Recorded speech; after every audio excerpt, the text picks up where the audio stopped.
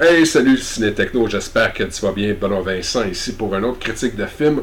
Aujourd'hui, on a l'opportunité de parler avec Monsieur Fulvio Cecere, qui est réalisateur du documentaire 350 jours, 350 Days, en réalité qui nous donne l'opportunité de revivre une tranche de vie des années 80 de la lutte professionnelle. Pour les biens de la cause, par contre, on va parler en anglais. Vous parlez encore un petit peu français si je me trompe pas, mais ça va être plus simple en anglais. Great. So, well, greetings, sir. I'm so psyched to have you on Cine-Techno's airwaves. Vraiment, c'est un plaisir. Je suis né à Montréal. Je parle un peu de français, mais mon grammar, c'est pas trop bon. C'est pas trop. C'est pas parfait. Vous avez quand même une excellente raison. Par contre, je veux dire, vous ne vivez plus à Montréal. You now live in the United States. In what area exactly are you located nowadays? Right now, I'm in New Jersey. And is the weather any good there, or does it suck like in Montreal right now? No, it's we don't have flooding, but it's been raining heavily all day. Oh, really? For your knowledge, I work in the swimming pool industry. And right now, what I tell my customers is we don't have a spring, we have an autumn. That's right. So, yeah, I have a cousin, I think, in Pierpont. I know that they're very scared about what's going on there. Yeah, no, it's the military's involved. A lot of floodings, a lot of people need help. So prayers and all kinds. Now, this being said, though, I originally touched base with you because I am a huge wrestling dork. Have been all my life. My first memories of me watching wrestling, I must be around 6 or 7 years old. Keep in mind, I'm 39. And it's me sitting in front of the TV with my bowl of cereal on Saturday mornings, and I would watch wrestling and eat cereal and will not stop until the box is empty. I have a Macho Man on the screen. I have Hulk Hogan. I have the best memories of my childhood. Now, growing up, I've discovered that the 80s were actually a hard place for wrestlers. Although on screen it was all sparkles, behind the scene there was something else going on there. Well, not just the 80s. I mean, some of the people that we interviewed, like we have Butcher Vachon in our documentary. I grew up in Montreal. I was watching wrestling when I was in the 60s, but I remember very little of it. I remember Bruno Sammartino. I wasn't the big wrestling fan, and I think the only reason I remember Bruno so well is because I'm Italian, and wrestling champ was Italian, and so that was really interesting to me. But I didn't grow up a wrestling fan.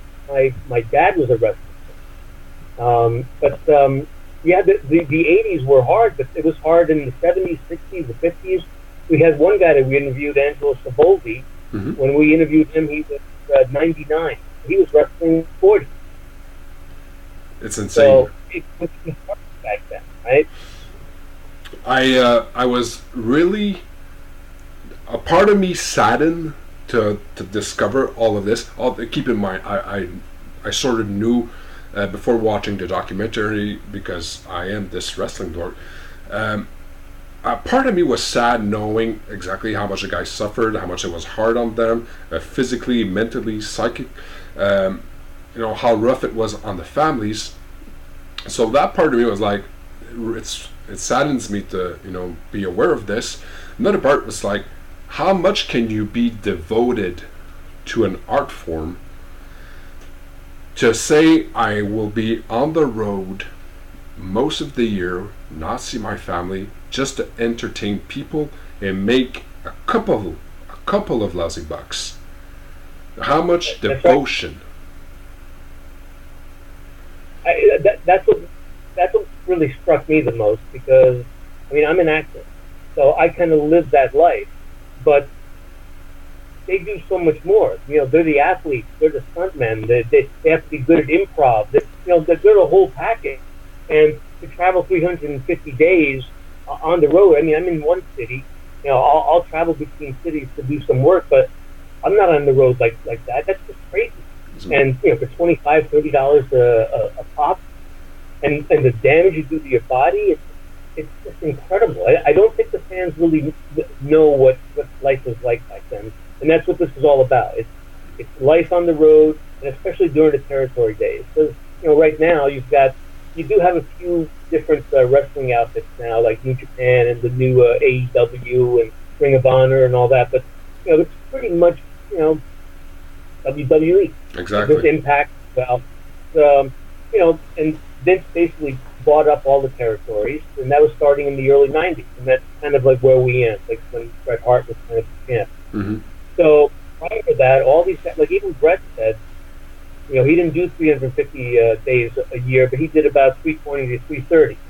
That's pretty close, and that's champ. You know, that's still a lot of days traveling, working, not being home, not having a decent shower. You know, sleeping on suitcases. I remember the part where he's like, there were a bunch of dwarfs inside the van, and there was literally one beneath. He's like, no, it's okay, just please don't step on my face. Right. Yeah. I mean, could you imagine? Everybody thinks, you know, you're flying, you know, from city to city and limousines and all that.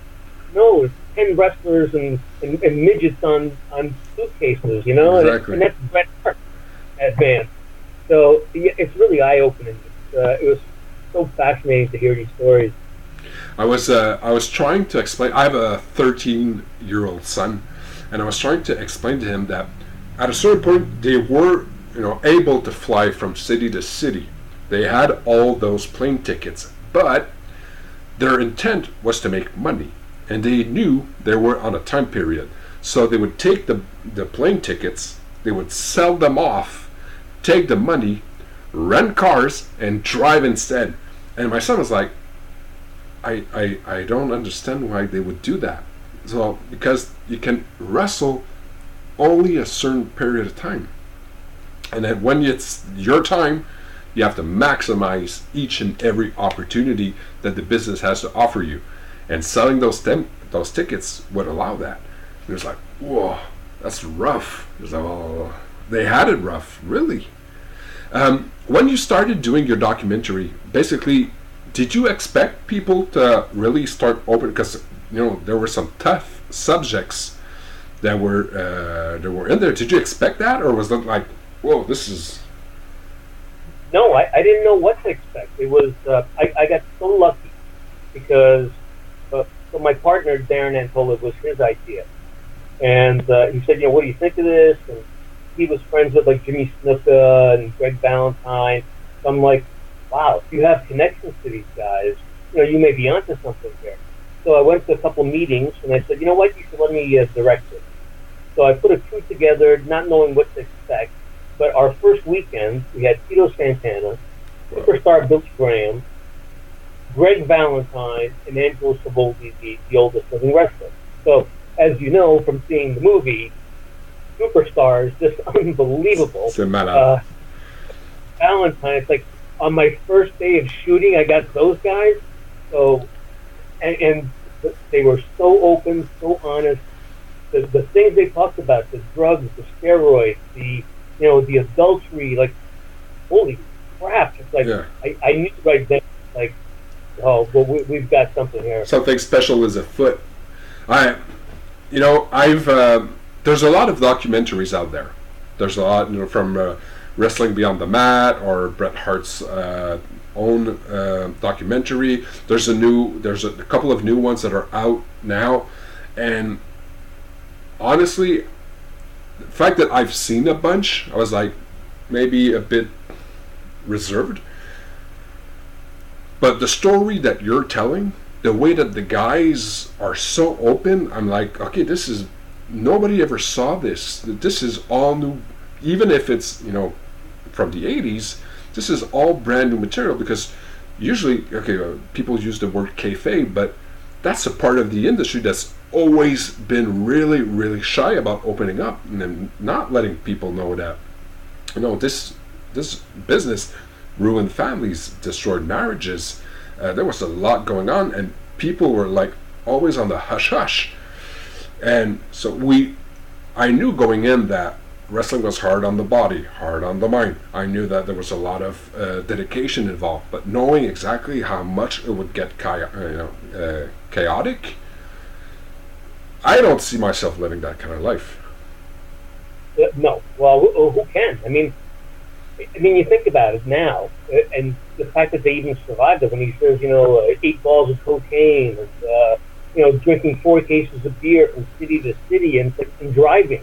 Yeah. It's like, you look at the drunk driving laws today. It's like, can you imagine getting away with that back then? It's like, so, and this is what they did every night. Yeah. Like people were saying, in order to get that body, you need the steroids, right? So in the morning, you need your uppers to get you going to the gym. Then at night, you need your downers to go to sleep. And in between, you're partying. So it's like, it's just constant abuse on the body. And then in between, you're at the gym, and then you actually wrestle. Mm-hmm. So it's like the whole day is abusing the body.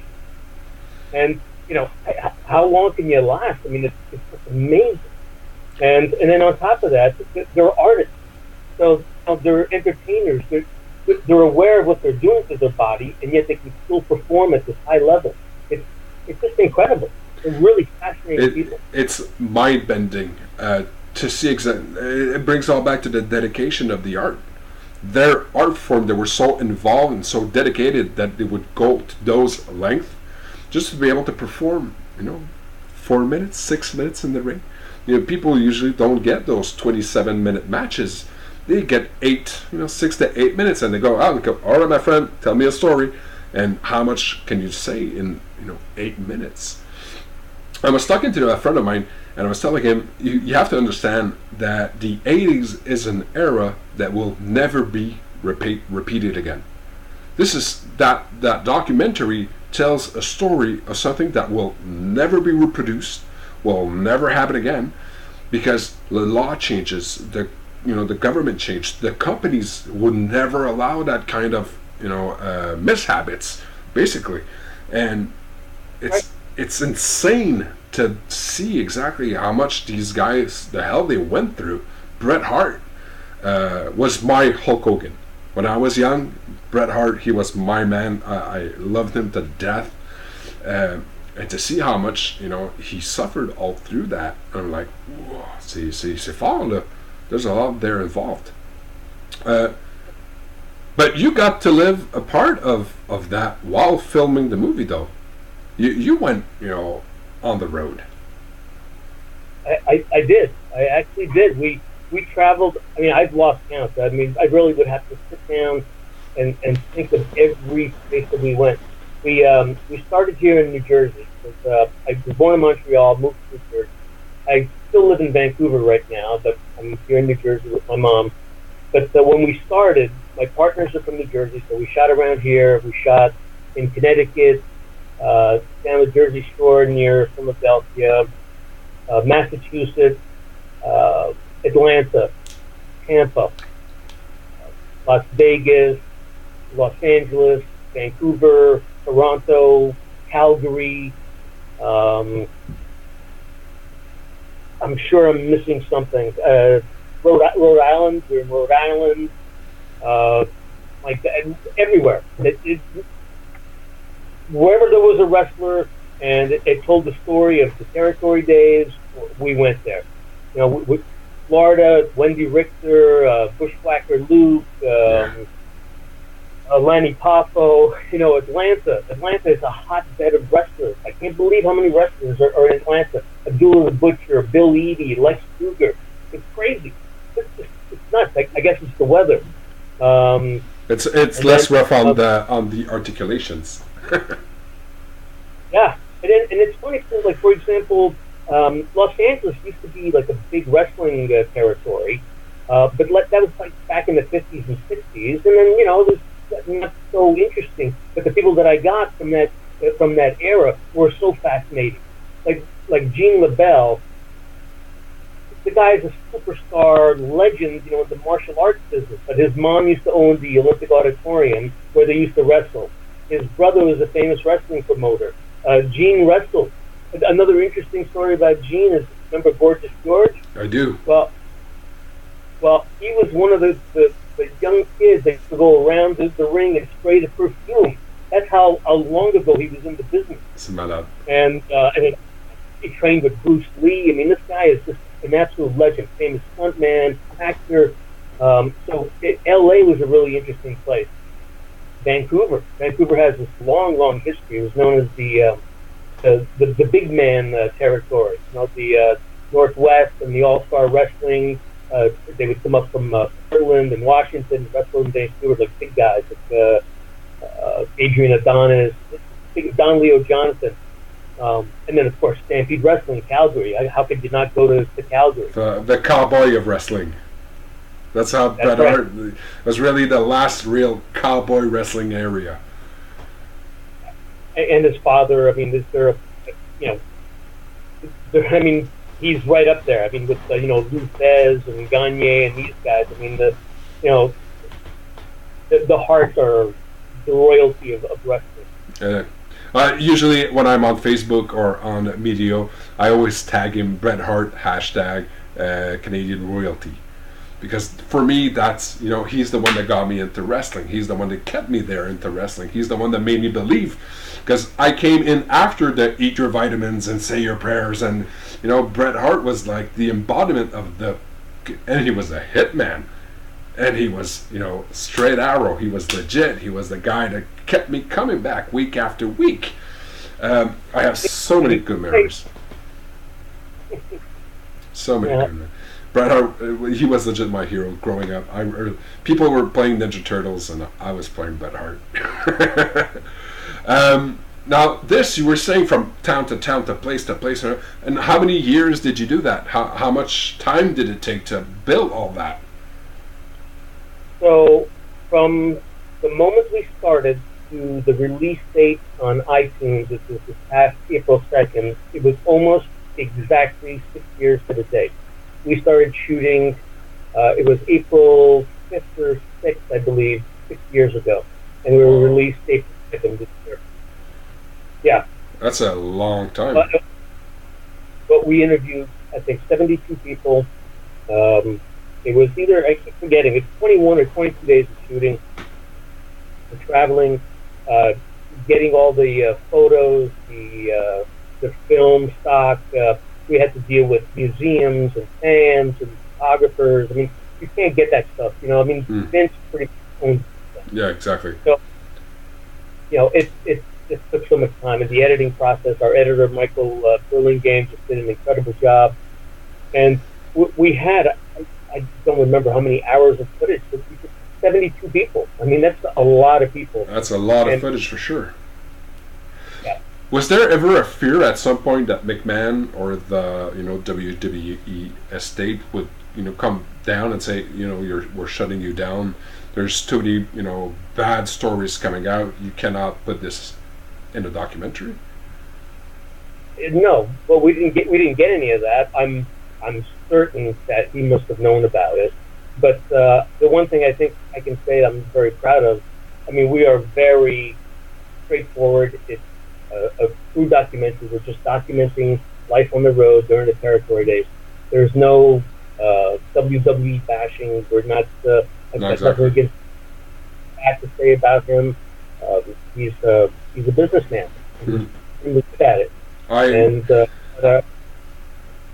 I really enjoyed the fact that you did not use 350 days as a platform exactly to say, because of this and because of that, and this is responsible, and this is this, and this is the concussion issue, and this is all that, and they paid for the whatever, and that was not at all the platform is really used to say, hey, this is a veil, let's open it up and see exactly how it was, and let's let people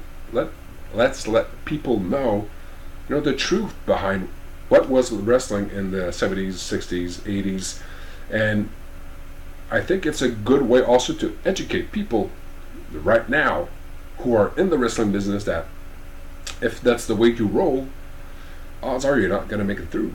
Because I remember the 90s and the 2000s, how many bodies fell during that era. it was, every 2 weeks, every month, there was somebody else that died. And you're like, that is a direct result of not having taken care of these people while they were, desperately in need.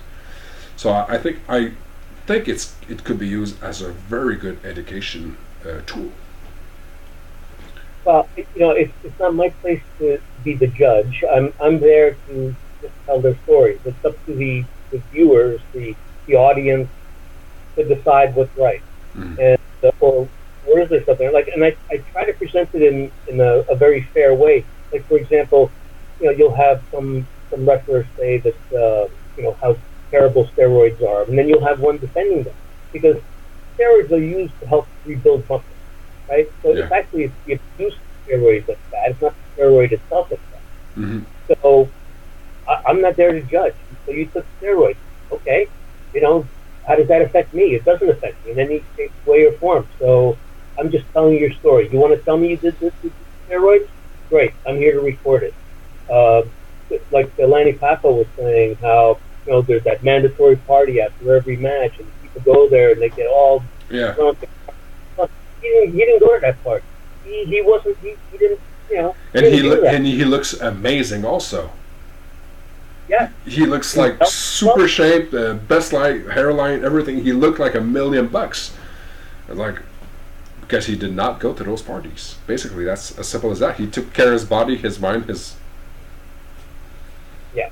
Well, we talked about adultery and groupies and all that, and then there's he defends it.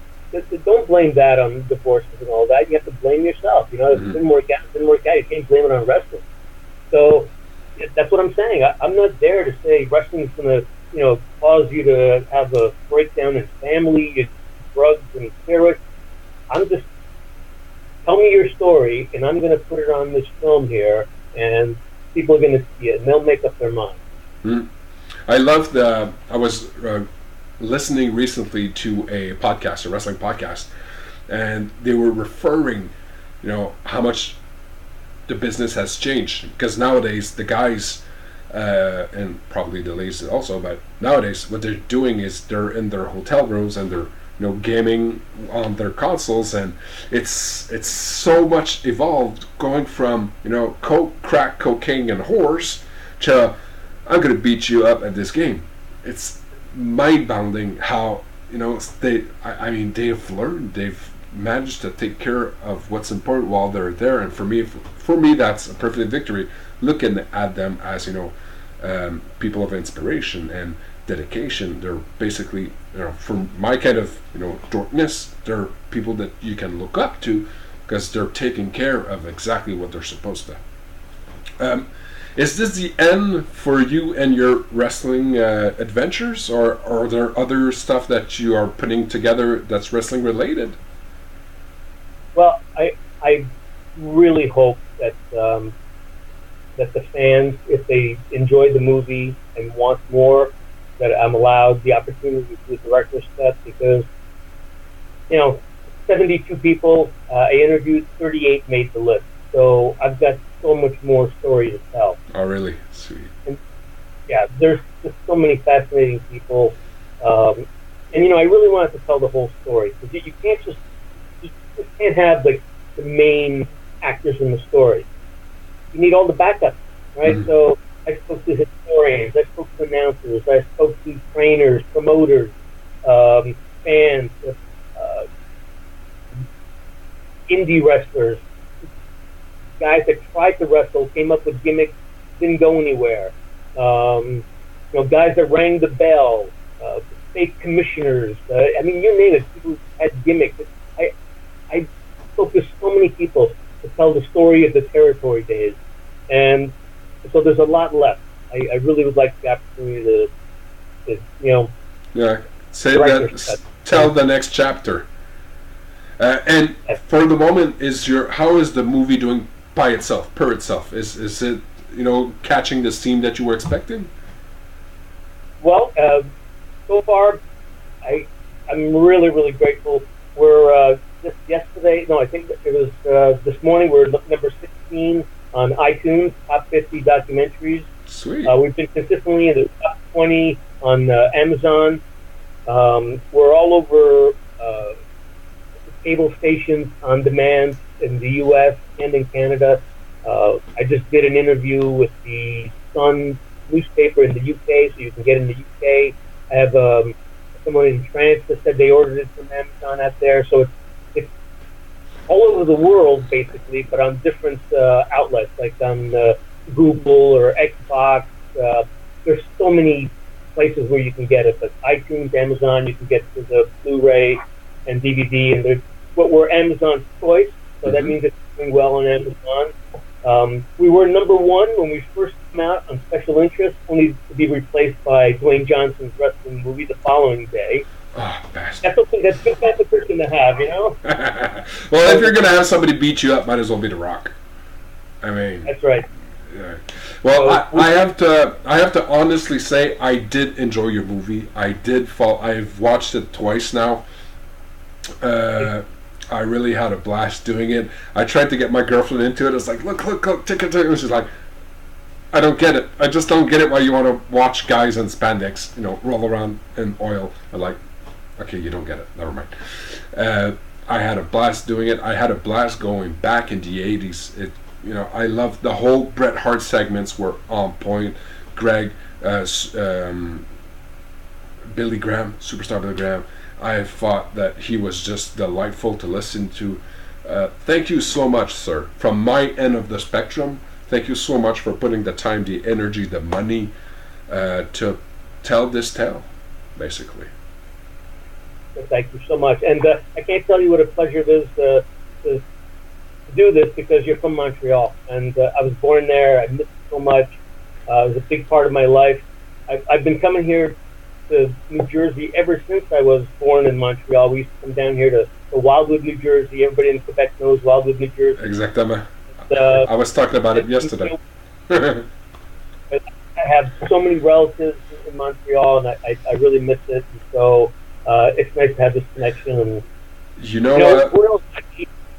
I may be in Montreal. Maybe possibly do a little screening one day. So don't be surprised. Sweet. Well, could drop me a line. You know about the rumor is in Montreal, right? No. The rumor is Montreal misses you too. A good rumor. I got it. Well, anyway, we can look you up, sir. Any other way that we could try maybe and find more information about 350 Days? Yeah, 350 Days, themovie.com. You can just Google. There are so many trailers. We've had so many interviews on podcasts, newspaper articles. I was interviewed by Forbes magazine. Wow. There's all kinds of pictures. I had a screening at the Chinese Theater last year, and David Arquette was there. Oh, really? And on my red. And RJ City is a wrestler from Toronto. Yep. He attacked David Arquette on my red carpet. Is that it? TMZ was there. I heard about that. And we had almost 500,000 hits on YouTube. Wow. So, yeah. So, and TMZ started the episode out with the premiere of 350 Days, David Arquette's pitch slap, Yeah, exactly. So, there's a lot out about us out there, a lot of really, really great press. The wrestling business, the wrestling community has really, really gotten behind us and really supported us. So, thank you. Well, from this little guy in Montreal to the man behind the screen, thank you so much, sir. All the information will be added so that they can find the movie, they can find the trailers, and they can find the Facebook page of the movie. I suggest everyone to watch it, and sincerely, a little masterpiece for the wrestling fan that sleeps within you. Thank you, sir. Again, I will not be taking more of your time, and hopefully we will have the opportunity to talk again soon. J'espère. Merci. Merci infiniment. Bye bye. À bientôt.